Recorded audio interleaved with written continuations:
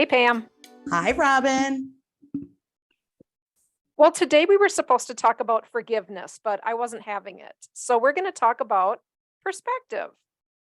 I said to Pam, I am not in the mood to talk about it today, so let's come up with something else. And Pam said perspective. Mhm. Why did you pick that topic? I think because we've been talking a little bit about perspective lately and how interesting it is. We had a deep conversation just recently, or well, for several occasions. And I just feel like I am really valuing perspective right now because everybody's perspective is different. Give us an example. Okay. So you asked me to do something for you. Hey, by the way, can you do this for me? And I said, oh, yeah, sure.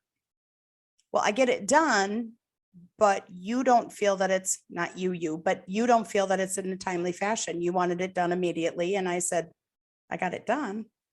But your perspective is that I always put it off, or your opinion or point of view. And my perspective is I did what you asked me to do. You didn't tell me to get it done today or in 5 minutes or whatever. And evidently, you feel very strongly about this. Oh, I do. Yes, I do. Well, because I feel like when we were talking about giving grace, when we had that conversation and what that looks like, when we started talking about a couple of different things, I'm like, perspective. I sent you a card in the mail that you just got. And to me, it was funny. It was kind of a get well card, but it didn't say get well. And I put a little comment in there about it's all about perspective. Well, it was a thoughtful card. I'm thinking about you. Here you go. It was not mushy or gushy, but to me, that's a get well card, perspective. And then somebody else did not think it was funny or a get well card. No, definitely not. Yeah. I'm going to touch real quick on, I tell you often in the morning that I have Bailey's in my coffee. So when you and I started talking about that and doing like a dry January or dry February or dry winter, you're like, well, I got the impression you had Bailey's in your coffee every morning. And I'm like, oh, heavens, no. But the way we talk about it and reference it, your perspective is I have Bailey's in my coffee every morning. My perspective is, are you crazy? Where do you get that impression? Because that's what we talk about. Yeah, I'll let our listeners know. I recently had surgery on 2 parathyroid glands, and that's why Pam sent me the not so get well card. And I thought it was adorable. Thank you. My perspective is that I don't need a card that says get well soon or congratulations on whatever it is or happy anniversary. If you just send me a card, I'm thrilled that I'm getting a card regardless. I could care less what it's about. I agree. That's Yeah. how that's what I think. And of course, we talk often how it's like, well, you're stuck with me. Like I'm not going anywhere. And this card kind of referenced that too. Hello, is it getting awkward? You're stuck with me. Yeah. So okay, let's talk about the perspective of the Baileys and the coffee. okay. There was another time, a couple years ago, some of our friends had made comments to you about, oh, you post about blah, blah, blah all the time. I think it was back in your bike days, actually, when you and Dan would go out on the motorcycle. And truly, for almost all of the pictures, it was always an alcoholic drink. In talking about perspective and the Baileys, if that's all you're sending Snapchats on, that is what people think that is your life is about the alcohol. And I remember you and then you and a couple of other of your friends would talk about it. I remember how offended and how upset you were about why do people keep thinking that all we do is drink all the time? And I said, because that's all you snap about. Correct. Yes. That's all you snap about. So to touch on that, when you're on I loved the motorcycle. Like I loved.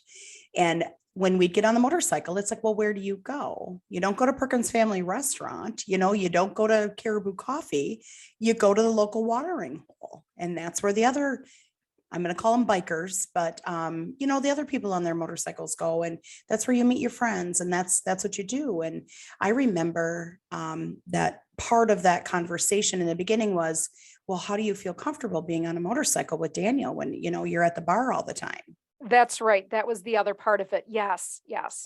And I said, well, it's one Bloody Mary when you get to the first place, which, is a little place over in Prescott.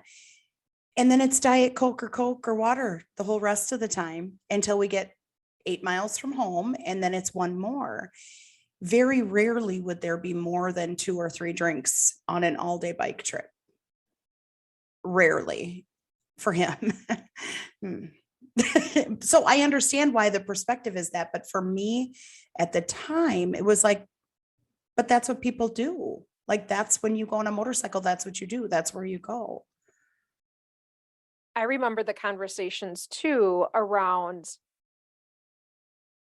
other friends of yours would contact me because they were concerned about all the drinking. Right. Because of the SNAP. But in reality, it really wasn't quite as it looked. It wasn't real. I'll also bring up a situation with me and your husband, Dan. It's a good thing he doesn't listen to podcasts. Oh, he'll listen to this one, I'm sure of it. I highly doubt it. Is when he had made a comment, we were going to the cabin for, it was either Memorial Day or Labor Day. And Dan had made the comment very seriously, I don't want to talk about all of your healthy eating and you working out and this healthy lifestyle. And I honestly had to crack up laughing, saying, what are you talking about? Well, I don't want to hear about all the health food that you eat. And I said, do you mean the Dunkin' Donuts that I had like 2 days ago? Do you mean the Burger King Whopper and the double Whopper with fries and a Coke and the 3 days that I didn't work out? And again, I must be snapping of a healthy salad or a healthy dinner with, salmon, lean meat, vegetables, and probably out on my walk, probably 3 days in a row. So the perspective is for people getting those snaps. That's all I do is I eat healthy and I work out. The Right. reality is far from the snap. It was just, oh, hey, I probably need to send a snap because we have snap streaks. I need to send the snap. And it was probably just a spur of the moment. Oh my gosh, I forgot to send my snap this morning. Here's Right. oatmeal or yogurt which then you and I have talked about for years now about the perspective of whatever it is that we're talking about. Right. I think too, it's interesting because when we talked about perspective before, when we were on the phone solving all the world's problems like we usually do, it turns into, so your perspective is what you see, what you are perceiving, which then that kind of goes into assumption. Like you're assuming because we're at a bar, there's all this drinking. I like the assumption with the perspective. So it's to me, and I've been thinking about this a lot. And I'm thankful we're not talking about forgiveness right now because I'm not really in a forgiving kind of mood at the moment. Yeah, So that's why I didn't want to talk about it. Like, yeah, it's not working for me today. No. So I think the assumption, then you start talking about that. It's like, okay, but then ask identifying questions. And I get, we all look at the snaps of Hamburger King per se, or the Baileys and the coffee, or the healthy eating, and then the Dunkin' Donuts or whatever. But ask the identifying questions. Why does it have to be a gray area, or why does there have to be assumptions that go along with it? And why do we make the assumptions? And why do we make the assumptions either always positive or negative? Right. I think perspectives can be incredibly damaging. Depending on the day, depending on who you're with, depending on any variable. The perspective that you take on any given day or any situation can either be, I guess, completely wrong, which we've talked about that several times. I often wonder if one of my perspectives about my friends or acquaintances were completely wrong and I could have been best friends with these people, or I was friends with them and because of my perspective chose to leave that friendship because I perceived them as being negative when really they weren't. And had I put myself in their shoes, maybe I would have seen things very differently, which of course I would have. Again, perspective can be really terrible. It could be really terrible, or it could be really beneficial. I liked that you said it can be damaging. I think you said that. Didn't you just Yeah. say that? Like it can be very damaging in any situation, relationship, because like an example, I am home on Mondays. I have Mondays off. Well, you're home all day. Yeah, but I'm doing things. People who work from home. But you're home all day. Yeah, but I'm working. I mean, I'm not working on Monday, when I'm home or whatever. Well, you should have got this, or this done. Okay, but I didn't. Okay, but then what were you doing? So then the perception is that I didn't get anything done. The reality is I got things behind the scenes done. Maybe not when you walk in the door, it's not as obvious. I didn't paint the living room or rearrange the furniture, but the laundry's put away and the dishes are done and the groceries are, why don't we ask more identifying questions when there's a gray area in perspective? Because it's easier to assume and to be negative. I love that. It's so much easier to do that. That's judging. It's terrible, Mhm. but we all do it. 100%. 100%. And then when you were talking about relationships or friendships or whatever, social media. Social media is a huge thing. It's like, well, how come this person isn't inviting me to that party? Or how come this person is off doing this with that person or whatever? Well, the perspective is that I wasn't invited, but maybe there was another reason. It wasn't that I wasn't invited. It was, I had said that we already had plans. Okay. It came up last minute. You know what I mean? Like it just. I go back to the friendship part. You and I have talked, and Ashley and I have talked a lot about our friendship circles closing in very rapidly as we get older. And the reason why is because either we don't want to deal with the attitudes or habits change, just like you and Dan don't go out on the motorcycle anymore. You don't have one. Right. Matt and I don't go out on our motorcycle. Habits change, things change. But looking at friends, I just decided that I did not want to be around negative people any longer. And I really trimmed my friendship circle severely. Does it make me happier? Probably, but since I'm not around those people, I don't really know if it does or not. Right. It's so interesting how perspectives and assumptions rule our world. Mhm. They can make or break a relationship. They can make or break a restaurant or a business or anything. Like I look at the industry that I'm in and it's like, oh, well, that place is always busy. They must have good food. Well, there's a good perspective. Or, oh, it's 7:00 and there's nobody in there. They're not very busy or, whatever that may be. But find out for yourself. But again, we all do it. Yeah, I did look up perspective online just to see what the definitions were. And perspective, a particular attitude toward our way of regarding something or a point of view. And then, what is a perspective of a person? Perspective is the way individuals see the world. It comes from their personal point of view and is shaped by life experiences, values, their current state of mind, the assumptions they bring into a situation, and a whole lot of other things. And that's exactly what we've been talking about. Something that I want to focus on quite a bit is in the area that I work in. The past few years is, well, perception is reality. And co-pilot Dawn and I say, absolutely not. 100% not. Perception is not reality. Perception is only the way that that person sees it. It absolutely is not reality. And in fact, there was an episode that happened at work, and the perception was A, and Dawn and I showed that the perception was really B, wasn't even close to A. Now, because you think it's A, that is your perception, and you absolutely have your perception. But the reality was that it was B. Right. When I hear perception is reality, it sends me out of my mind crazy. It is for that person, but it doesn't mean that perception is reality. I agree 100% with that statement. It's like you created that reality of that perception being your reality. You saw only what you wanted to see. I'm going to go back to a conversation you and I have had, where you go in the room and look for everything orange. And now tell me how many things were blue. Like that, I keep repeating to myself over and over because you're not looking for that.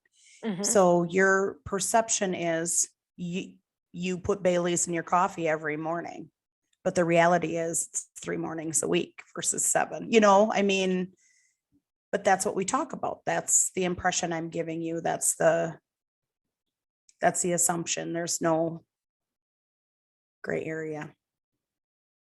The perception too, if anybody's on YouTube listening, can see a calendar behind me. This is the second year that I've had a full year's calendar. My perception 2 years prior was that I was doing the right thing, pretty consistent basis, trying to eat healthier, trying to work out. And I'm not talking about huge workouts, but an hour walk or just going around the block at lunch just to get outside and move around. The reality was that I wasn't doing it as often as I was, similar to your Baileys. Many of us thought you were putting Baileys in your coffee 7 days a week. Right. The reality was that it was maybe 3. My reality was I wasn't getting in nearly as much exercise and eating as healthy as I thought I was. Therefore, putting up the calendar made it very visible. And my perception and my reality collided. They were not similar. We talked also about water consumption. I love water. I drink a ton of water. We've talked about that. But then once you start tracking how much water you actually drink, I always have a little Bubba keg or a tumbler with me with water in it. Well, I drink a ton of water. Okay. One shift at work one day, I did not refill that thing and it was only 24 ounces. And I'm like, oh, I really don't drink as much water as I have convinced myself that I drink. Yeah. It goes for everything. Mm-hmm. Absolutely everything. I admire your vision with the calendar and writing things down. I know your previous calendars have had color coded things. You have a different highlighter for different activities and whatnot. That puts it into perspective. That gives you, in my opinion, like a visual of reality. Yeah, this one does too. You just can't see it. I do color code the crap out of it. Oh my God. Because I want to see, when was the last time I did a strength workout? When was the last time I did yoga? When was the last time I stretched? When was the last time I walked? When was the last time I did a 5K, a 10K, half a marathon, a marathon? If I can't see it, I have no idea. Right. And we can think we did. Oh yeah, I walked 3 miles today. Yeah, nope. Nope, it was 2.4. Right. Not quite a 5K. Yeah. Well, and then other things go along with that. Can I have this extra piece of dessert? Or can I have, if we're talking about food consumption, can I have this extra whatever it is because, oh, I did a 5K today or I did a 10K. I need this extra nutrition. But no, you only did 2.4 miles. That doesn't equate to getting an extra whatever it is. Or should I sleep in longer because I had a really big workout yesterday? No, you didn't. It was 45 minutes. That was not, depending on where you're training at, Right. that was not a big workout. Again, perception is wild. Right. So going forward, how do we help clear the perspective or the perception, the perspective? Like how do I make it clear to you what I did today so that you're not assuming that I did nothing and watched my Netflix show until 4:30 in the morning? I think you just stated as fact. Okay. And as somebody who's got a question about perspective, what kind of questions do you ask? Like so Robin, did you get your 5K in today? If I see that your steps are increasing on our little app, I'm going to assume that you did, but maybe it wasn't 5K. Do you ask, or do I just assume you didn't? You know what I mean? Like, where do you draw the line there? Well, and how important is it? Do you really care if I did or not? If you do 'Cause if care. you're beating me in steps, I need to know. Well, I just had surgery and I'm still beating you in steps is really bad, Pam. I know. That's called reality. Right. My assumption was that you were going to be on the couch, but no. I think you ask, did you get your 5K in today? Oh, I missed it by a half a mile. Okay. I like that. Hey, you worked from home today. Yep, I did. Did you get a lot done? Yep. Yeah, but you were at home. What did you do? And I do think that the perception out there, and I have to fight this quite frequently because I do work from home, is, you stumble out of bed and go to your computer. Sometimes you do, sometimes you don't. There are plenty of times in the morning where I'll get out of bed, I'll go walk around the neighborhood, get a walk in, and then come and start working. The other perception is, oh, you answer the door every time somebody comes to the door, or there's an Amazon drop, or what have you. No, I don't always go to the front door and answer it whenever somebody's there. Right. When you're working from home and you're on camera in a meeting, it's the same as if you were in the office. You're not going to go downstairs and open up the door and pick up your Amazon order. At least I don't. That's not how it works. And then people will say, oh, can you, watch my daughter for me? I'm going to be out for, a couple of hours. No, I'm working. And then I'll hear, but you're working from home. Yes, but I'm still working. It's like, and this is what I explain to people. It's like I'm at work. Would I watch your daughter at my work office? No, I Right. wouldn't. Would I go to the door if there was an Amazon drop? No, I wouldn't, because I'm at work. So you treat working from home the same as you would if you were at work. Yeah, but you're at home. Yeah, it doesn't matter. I will give you a perfect example. Co-pilot Dawn came over and dropped off a Christmas present. And she looked around and I said, yeah, don't look at the house. It's a disaster. I haven't cleaned it in probably a month. And she's like, oh, and I said, yeah, I'm not cleaning during work. Right. And that's the perception I think that people have, is that you're at home and you're doing all these other things but working, and it's completely wrong. It is absolutely not the right perception. And then you get, yeah, but how do you know that you're doing your work? Well, we still have deliverables. How do you know that your analysts are still doing what they're supposed to do? Because there's still tickets, there's still meetings. It's very obvious to know who really is working and who isn't. And if they're not working, or if you have the perception that they're not working, they're not closing out tickets, they're not getting things done, then that answers your question, Pam, of then you have the factual conversation of, what have you been working on? These tickets aren't getting closed. It appears as if you're not putting in the time needed. I like that. Perception. What do you do all day? I work from home. Oh, so you don't do much. Right. No, where our productions statistics are better than when we were in the office. So nope, again, reality is very different than your perception. Yeah. When I first started my last corporate job, and every Thursday morning, and this is true, factual, I was always late because I played volleyball on Wednesday nights, didn't sleep good. So I was literally 3 or 4 minutes late. Well, somebody used the phrase, well, perception is reality. You're always late. No, I'm not. Where are you when I'm 15 minutes early? But because I see you every Thursday morning running in the door 3 or 4 minutes late, Okay, maybe it was 5, but whatever, a few minutes late. I'm always late. I am rarely, well, for work, I am rarely late for work. I hate it. I hate I hate being rushed. I hate coming in at the last minute.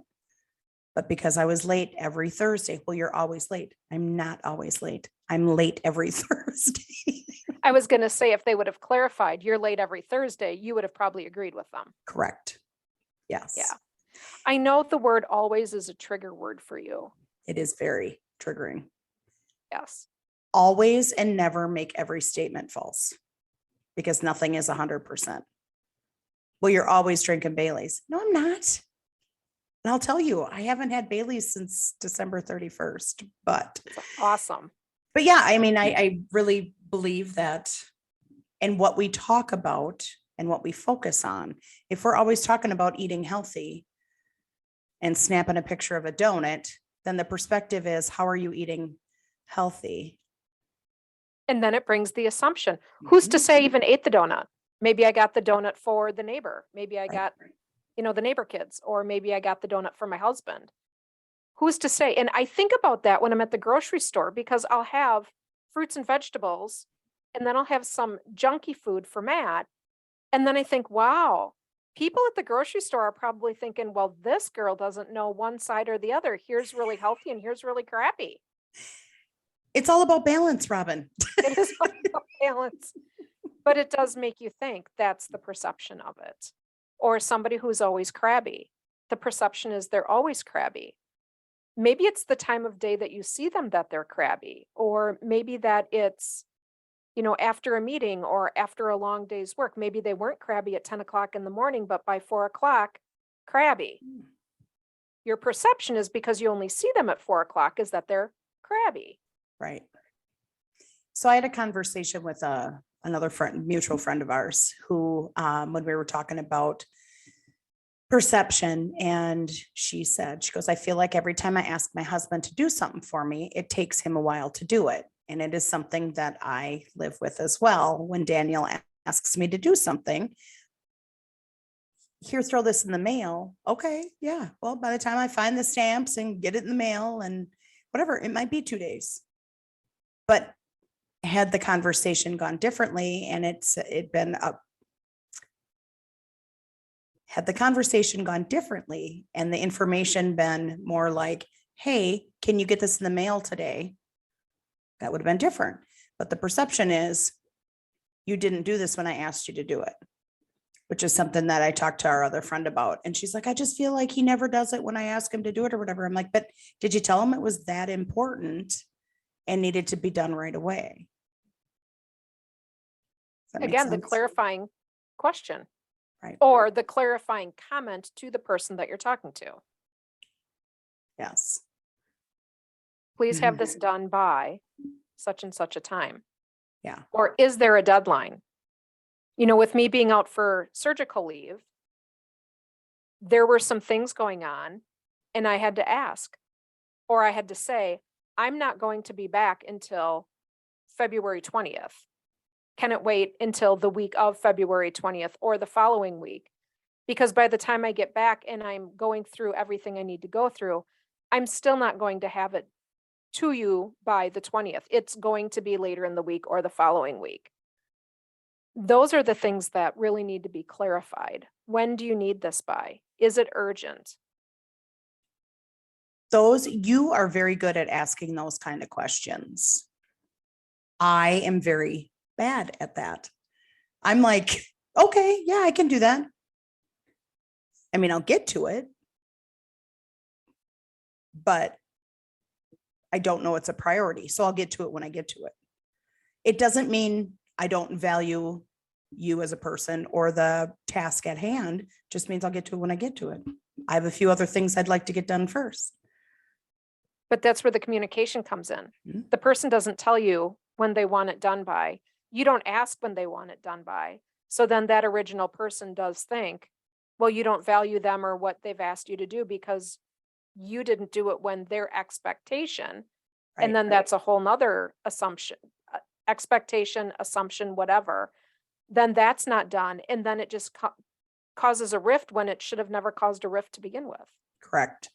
If there would have been details like, hey, I need this put in the mail today because it's urgent. Okay, great. Yeah, I'll get it done right now. Mm-hmm. Similar to last year with Matt and I getting the cabin fixed. Mm-hmm. We knew it needed to be done. My timeline was not Matt's timeline. This year, I said, we're marking down 2 weekends, and it's going, if the first weekend doesn't work due to rain or what have you, the second weekend is there. So number one, we're telling everybody that's going to help us the 2 weekends that we need to get this done. Now we can back into a timeline. The project manager and me comes out with, we need to get the rock and the gravel and the tiles and whatever else we need to have, some electric cement or something. So now when do we get all of that, those supplies? When do we get it delivered? When do we need to order a backhoe? When do we need to do all of this stuff? That didn't happen last year, so therefore it didn't get done last year. And I put my foot down and said, this is what's going on. This is when we're going to do it. Here are the 2 weekends. Now I need to start backing into supplies. And that has started. Again, if I didn't do that this year, it would never get done this year either, because my expectations weren't out there. The perception was, well, it needs to get done at some point, no deadline. Now everybody's on Robin's page now. Bossy. That's my perspective or my perception. Leadership skills, my perception.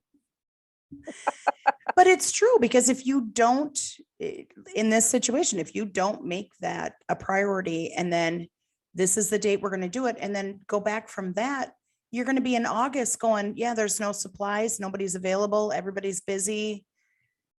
And then I'm just going to be frustrated. I like that. Ask.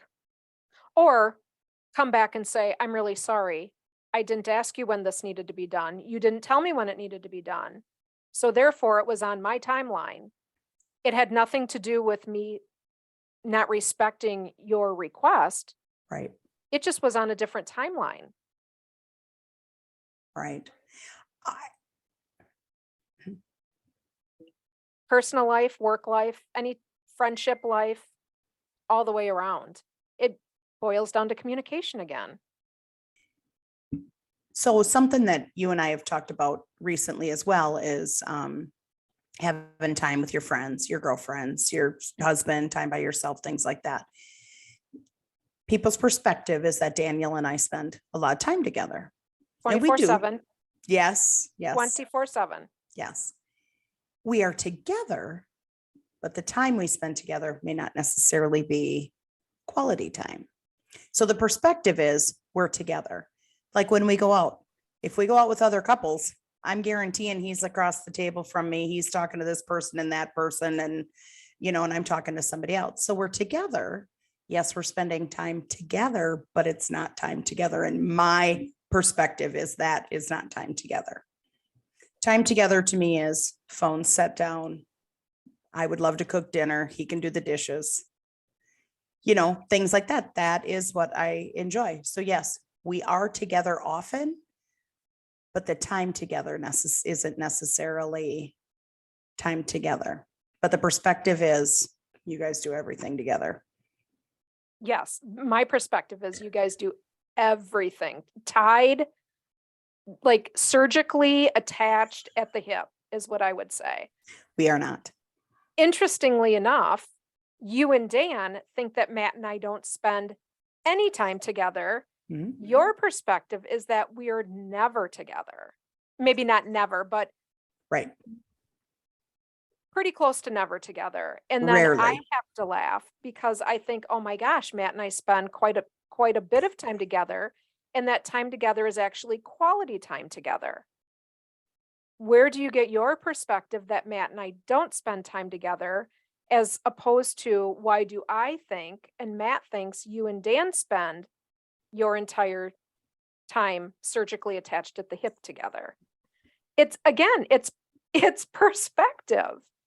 I probably spend quite a bit of my time snapping or poloing, me being out in the yard gardening or doing not landscaping, but keeping up the yard, or I'm out on a walk, or I'm making a healthy dinner and working out 24/7.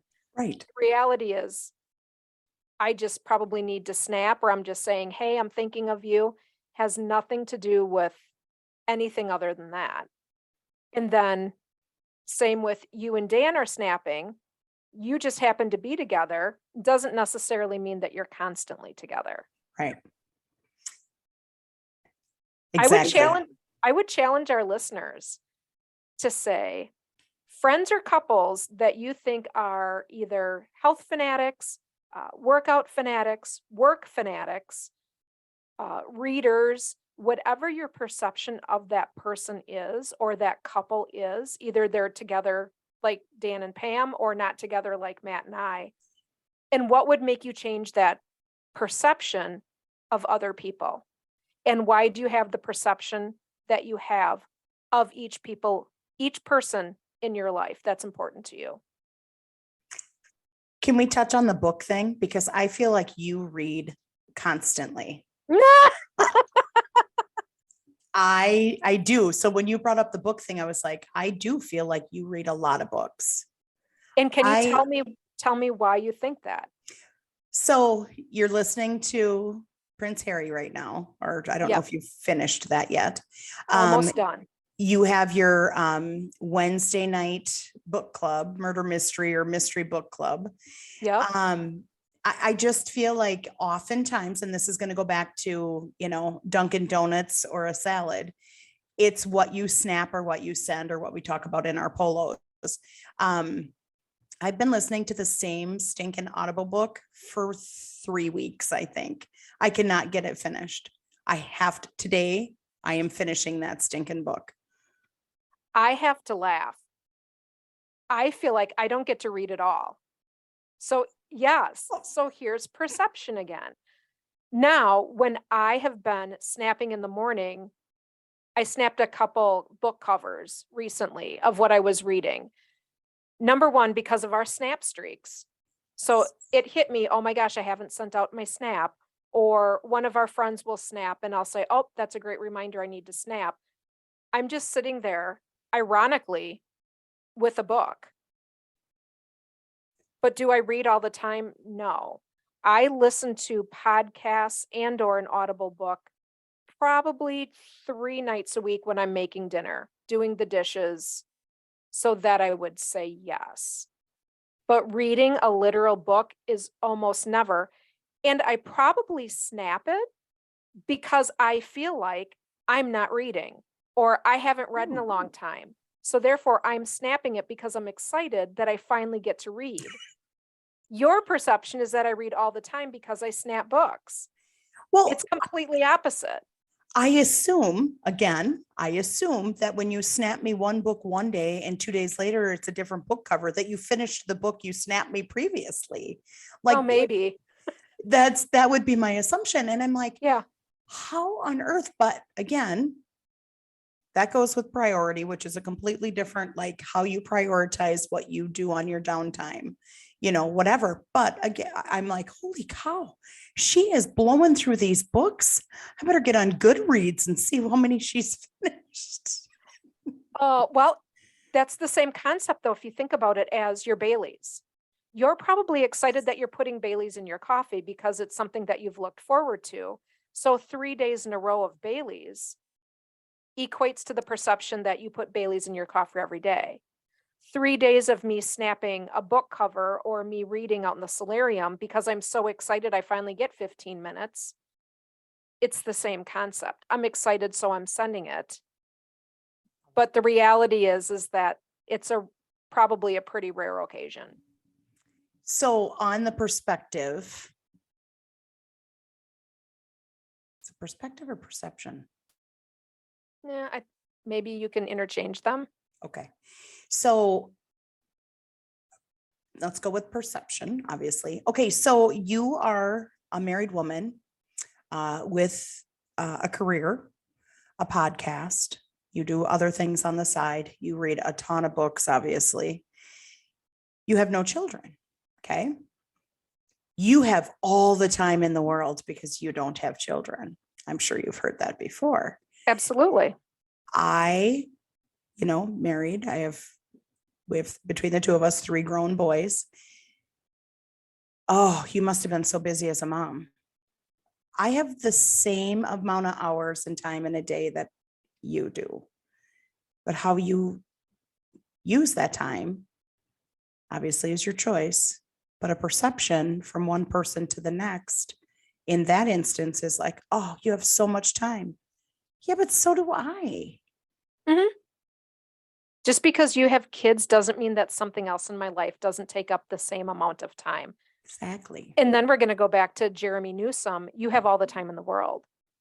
And then you start planning out your time. We just talked about this in the stat class. Was I pulled up my 2020 time calendar, and it's a circle, and it's okay. So if you start from 12 o'clock in the morning, midnight, you come into your day, what time do you wake up? And then how do you block all of your time? And where do you put your time? And then when you figure out how much time you really do have, you do have a ton of time. It's exactly what you said. It's how do you prioritize it? I should make one up. Jeremy asked me for one last week. He said, "Where's your 2023 time clock?" I don't know. I haven't made one up because it's pretty much the same. But I could do a 2023 time clock. It's the same thing. You still have about 20 some hours a week that you could fit in somewhere to do whatever you wanted to do. It's no different. Can we do that? Because that sounds really fascinating to me. Mhm. And Yeah, I'll pull it back up again. one of In fact, I'll what's pull that? it up right now.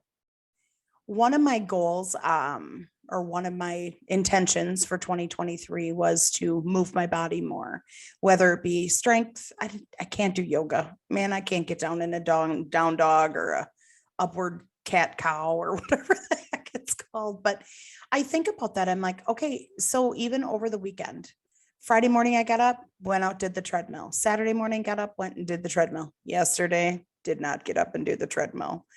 But everybody has at least 30 to 45 minutes a day to do some form of movement or physical activity, or to read a book, or to spend time meditating or Mhm. manifesting, or whatever they choose to do. Mhm. They do. Everybody does. Jeremy gets really wild about when people say, "I don't have time." And that he'll have them do this exercise.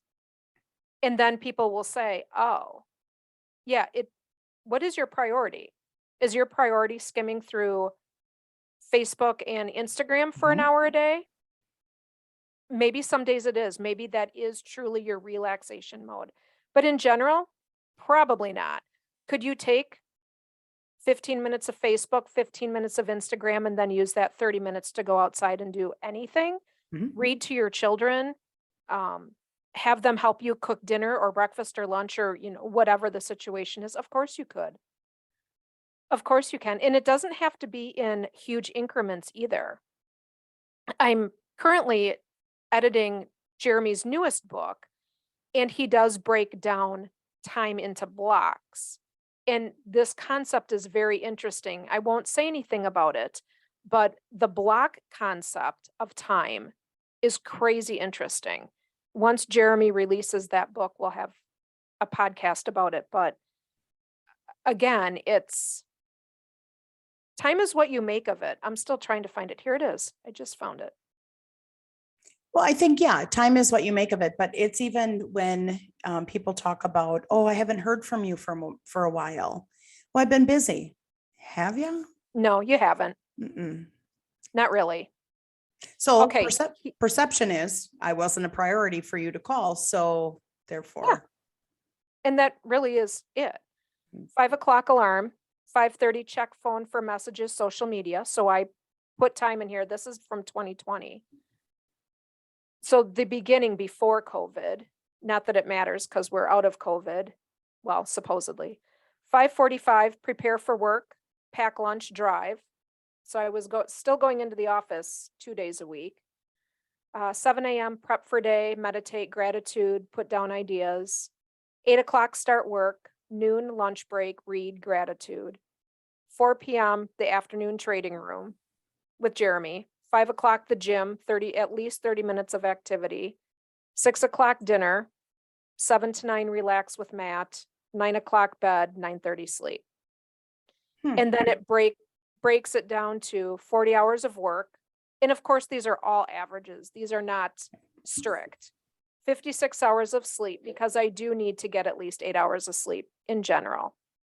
And then you keep breaking it down, 10 hours of commuting, 14 hours for family and kids, 5 hours for workouts, 29 extra hours in your day for the week. Or sorry, let me rephrase that. 29 extra hours in the week that you have. So you have almost, just say, a half of a work week that's free, to put it in to perspective. That's just me. But I've still scheduled things in there to get them done. Now comes the discipline of getting them done, which is a part of the 75 hard. This all correlates to the whole process. But in general, I still had 29 extra hours. What did I do with it was up to me.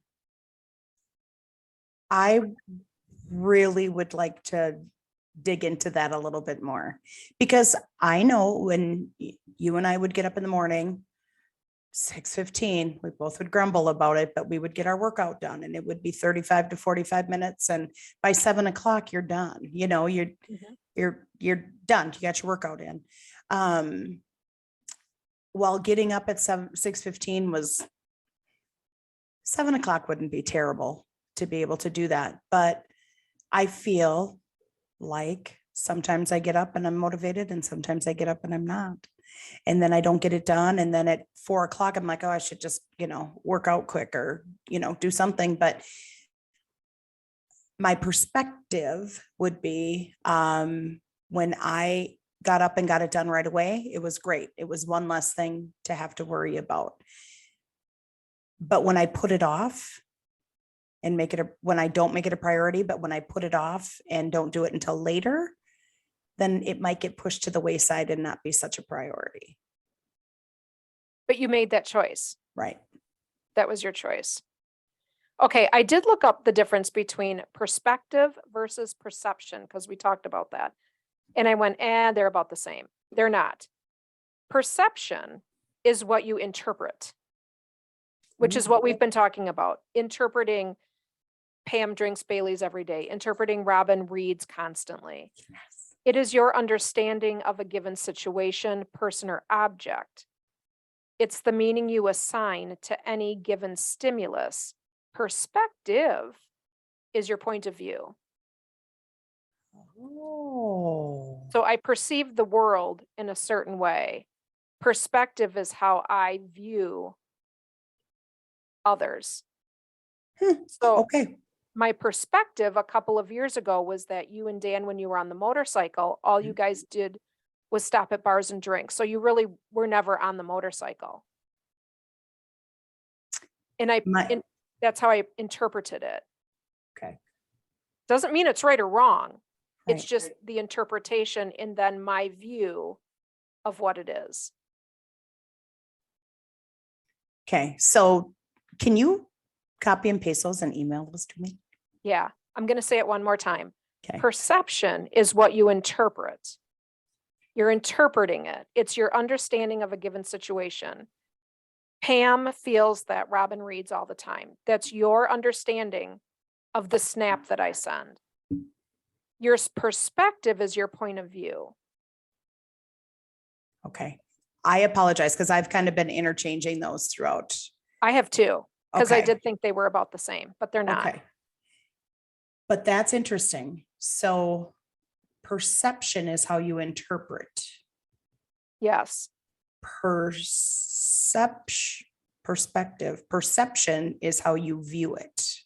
No. way Perception around. is what you interpret. Perspective is your point of view. Okay. I think I have to go back to 12th grade or 11th grade or 10th grade English class. Yeah. Very interesting. Okay, here's one from Google. What is an example of perspective versus perception? Let's say you're a person who believes that all perfect people are successful. In this scenario, if you did something that was far from perfect, you would have the perception that you were a failure. However, if you changed your perception of what success meant to you, it could change your perspective. Okay, can you copy and paste that? Send it to me too. Yeah. I'll put it in the show notes. Yeah. Perfect. Very, very interesting. And great example, Mm-hmm. especially using success or failure. Just because you didn't do it one time or whatever doesn't mean you're a failure, And then you go to, but what is your definition of success? right? If you just get off the couch and you go do something, is that successful? To some people, it is. If you got up and did the dishes, that's pretty successful. Other people would say that's basic and you should be doing it all the time. Again, it just depends. What is your belief system? Yeah, that's a whole separate issue. Mhm. I just think in order to get to the reality of the situation, you do need to ask questions and you do need to ask clarifying questions. And it's always going to make you stop and think, and it's always going to make you stop and reflect, and it's always going to make you stop and think, how could I have said this differently? Yes. How could I have approached this differently? Why did I assume such and such? Why did I think this way? Why is this my point of view? And who It's a can I big- talk to? It's a big topic. It's a very big topic. One, that's when you and I often, again, in my opinion, my perspective, when you and I have conversations, we think very differently. Our Mhm. thought process is different. We may 3 + 1 = 4 and 2 + 2 = 4. We may arrive at the same conclusion or the same answer, but how we get there is not necessarily the same. But in that, getting on that path, or you're having your point of view or your perspective or my perspective or whatever, it's like, oh, gets you thinking a little bit differently. Like, Mhm. I guess I should have asked her, did you finish that book, or are you just sending me that book because you think I might be interested in it? Or, you know what I mean? Absolutely. So, Yeah. Co-pilot Dawn and I do the same thing. Sometimes we're asked, how come you both were at a meeting? It's because we're completely opposite people and we see things very, very differently. Now, I will say people at work probably think their perception is that we're the same. We have the same ideas, we think the same. Could not be any further from the truth. So the perception is that we're the same. The reality is that we're completely different people. And we have those same conversations that you and I do. She sees things very, very differently. I see things very, very differently. So if we're on the same meeting, it's typically because there's a reason why. We need to see it from two different viewpoints. And then with the analysts on the team, 3, 4 different viewpoints because of whatever the subject matter is. It's not because we just choose to do things to double up on things. It's always to get that different point of view. No different than you and I, we love our conversations. It's because we think very differently, and it's just such an eye opener. My mom is the same. Daniel and I do think a little bit more similar. So our conversations flow differently than many other conversations because it's just different. Matt and I are very similar. Our conversations flow very differently. Still interesting. I still love to hear other people's point of view. because it makes you scratch your head sometimes, like, Mhm. oh, I didn't even think of it like that. I didn't even see it like that. Mhm. Huh. I like it. I like it too. Well, to all of our listeners, stay awesome and keep reaching for your anything.